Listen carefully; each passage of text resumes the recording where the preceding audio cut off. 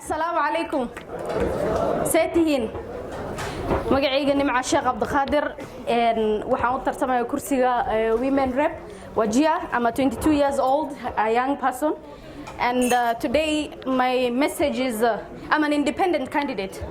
So Hizbi Malihi, if Ruto becomes the president, he's our deputy president. What's the problem with that?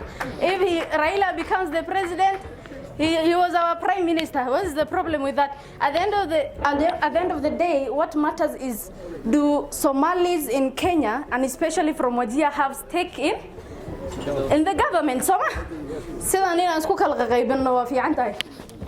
Teeda kale waxa weeye sida idinka kuraad ugu rabtiin cidahayni anana kurni garabna. Kwayo waxaan maanta u imaaday inaan ni bariyo oo ni dhaha I'm the youngest candidate.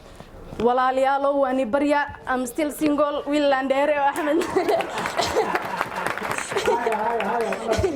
Wiil, Laandheere oo Maxamed Suweer way ugu dari kartin.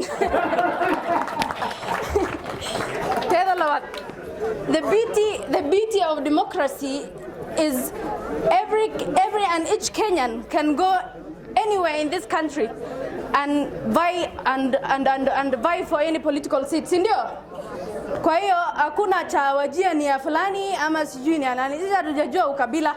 Na sasa hii tunataka kuambia watu wa Wajir, whether you are a Juran, Ogaden, Dogodia, it doesn't matter. Somali Mohamed Somanani. Somali Mohamed Somanani. Shanta Somali hanolata. Ahmed Mukhtar hadu governor noqdo and deputy governor gayn waha governor gayn waha maanintu governor nimadana soo galay Wajir East iyo West ma kala bixinin Soma.